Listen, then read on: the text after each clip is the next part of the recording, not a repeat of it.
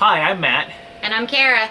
And in January we took a Carnival cruise on the Carnival Panorama. We just finished up the cruise series for videos, and then we wanted to give you just kind of a tips and tricks and maybe some stuff we wanted to know beforehand that we didn't know, or things that will help you on your cruise should you choose to book one of these. The first thing I want to mention is the food. Now, I've only been on 2 cruises. We went on the Disney Fantasy a year prior and then went on the Panorama. And I gotta say, the food is great. I enjoyed it much more on this cruise.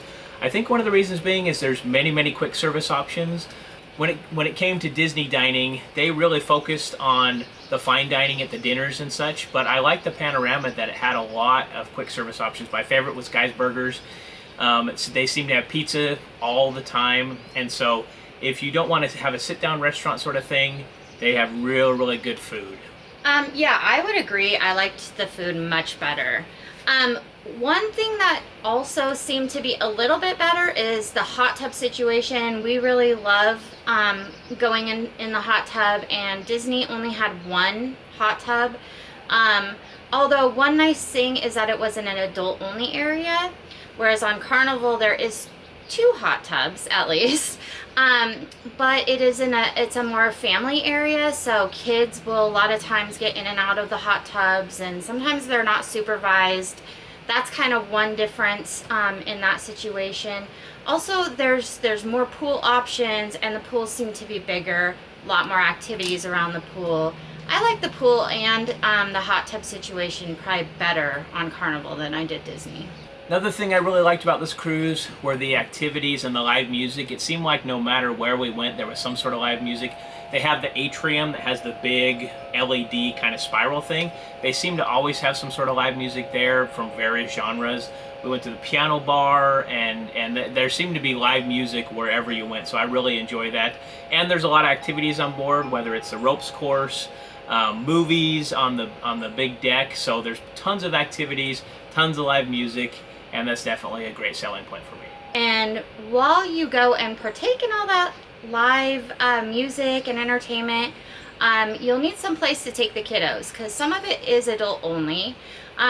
We enjoyed having a kids club there. It's completely free of charge, and all of kids, all ages can go, except for I think babies, but they still have some type of nursery service. But our kiddos are 7 and 14.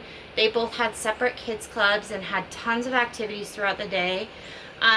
Evie's favorite activity by far was going and having dinner.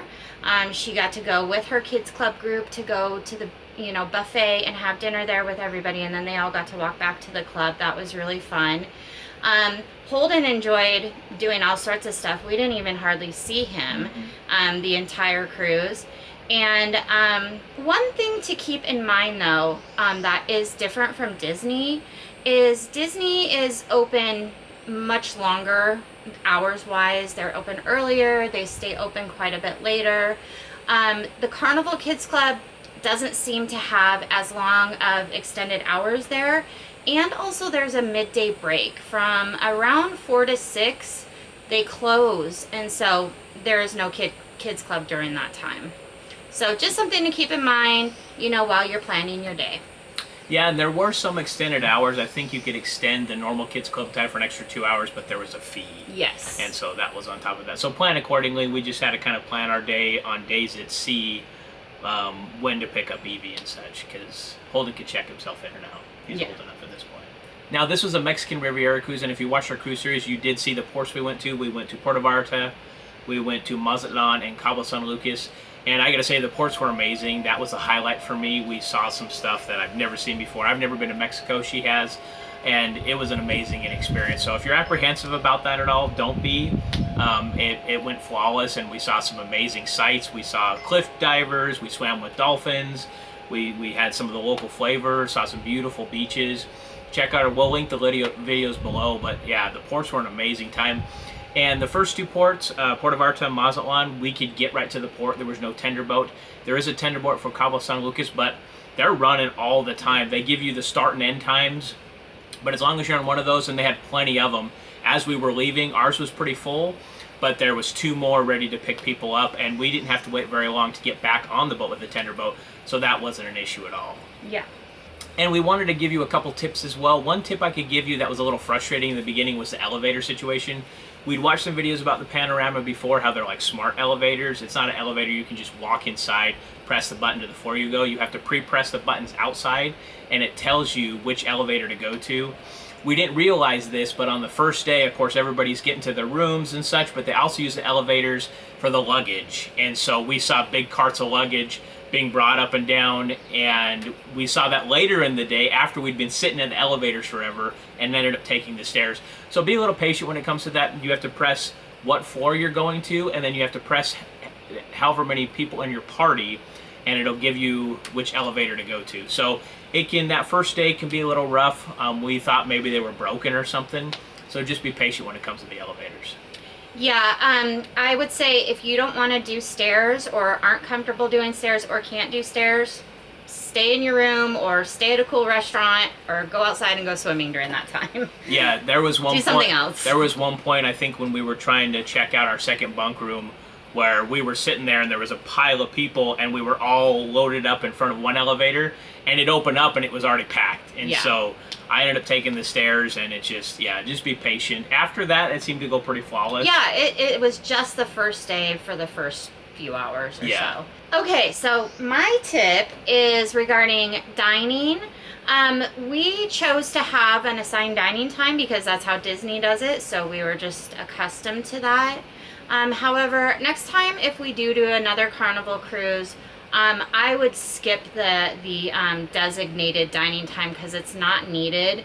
We didn't attend our time anyways, except for maybe once or twice. But if you don't have a designated time, you can still go and enjoy the restaurants. They put you on a wait list, and you can just go whenever it's convenient for you. So I think that would be a much better option in my opinion. Yeah, for sure. And we ended up using a lot of quick service. I mean, that's what the kids generally liked, and I'm a big kid maybe because I like I like the convenience, I like the options as well, as I said before. And yeah, we didn't end up utilizing the fine dining as much, or the sit-down restaurant, just because the food was good at all the other places. And on the subject of food, just when you're there, be real cognizant of the hours. Not all quick services are open at the same time. I know there's like the taco bar, the Blue Iguana or whatever. That closed a little bit early, and then the burger place is only open to a certain time.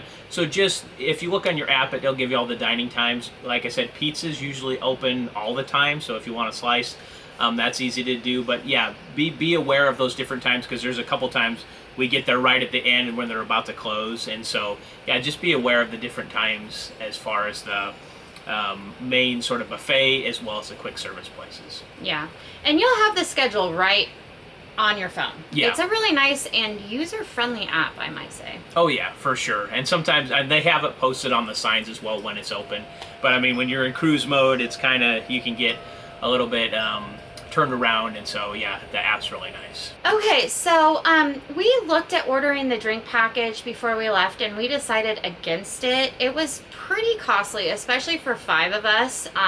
Way too much for what we were willing to pay just to have soda. So we decided not to go with it, and I'm actually really glad that we did. They had a lot of options. In my opinion, they were great options, especially because you get really thirsty. But you can get, for free, you can get water, lemonade, tea, coffee, and in some situations, if you're staying in a family harbor suite, you also can get milk and chocolate milk. It was plenty for us. None of us felt like we were, deprived or anything. If you really do want a soda, you can always go and order one and just pay for it separately also. And what some people do, it's kind of funny, is they go to the Walmart in Puerto Vallarta and pick up soda to take back on board. I think you're allowed one 12-pack. 12-pack to carry on the ship. So they'll kind of get a refill at that port. But drink package, not necessary, and very pricey in my opinion. Yeah, and we don't drink alcohol at all, so that wasn't even on the table as far as there's alcohol drink packages as well. But I really enjoyed making Arnold Palmer's. That's one of my favorite drinks, and it's included. So it's like, let's save the money, spend it elsewhere. We did get kind of fancy coffee a couple times. That was an upcharge. Yeah. But I would much rather, laser focus and buy one thing like a Monster or something now and then versus paying for that package. And I drank a lot of black coffee as well, and so it was perfect for me. The last tip I wish I would have known beforehand is if you want to do the ropes course, you have to have closed-toed shoes. I only brought sandals this trip because it was going to be hot weather and nice, and then like pool shoes. But in order for safety-wise to go up on the ropes course, you needed closed-toed shoes. So I was going to borrow some from Holden at one point, but wasn't always open. So by the time I went up there, it wasn't an option anyway. So closed-toed shoes, if you want to do any of the ropes course or any of those higher outdoor activities, you need to bring a pair of those. Yeah, the pedal coaster. Oh, that Did too. you The need pedal it for coaster. them? Yeah, you needed Okay. that. There's that. I forget the name of it, but there's a pedal coaster that goes all the way around the perimeter of the ship. Yeah. You need closed-toed shoes for that as well. I'm sure it's some sort of safety thing. But I couldn't do either of those because I didn't bring them, and by the time I was going to borrow a pair of his shoes, our time was up. So, but overall, we had a great experience. I'm sure if you watch any of our videos, you'll see how much fun we had. I had an amazing time. All the staff were great, and so I can definitely highly recommend the Carnival Panorama. It was a Mexican Riviera cruise, and I'm itching to go on another cruise. It was that fun. Absolutely, and budget friendly, but not without much, less than what Disney has to offer. So really happy with that. Yeah, Disney's good for the characters and such, but Evie seems to be over that a little bit as she's at her advanced age of 7. She's into other stuff, but she really had fun adventuring out on the streets of Mexico and seeing some of that. So Yeah. definitely was an amazing time, and I'd love to check out different cruise lines, but Carnival was much better than I had expected. If you like this type of content, travel videos, location videos, reviews, give us a big thumbs up. That helps the channel. Also, if you're not a subscriber, please do, and make sure and smash that bell. That way you can join us on our next adventure and see our future uploads. Thanks for watching. Bye.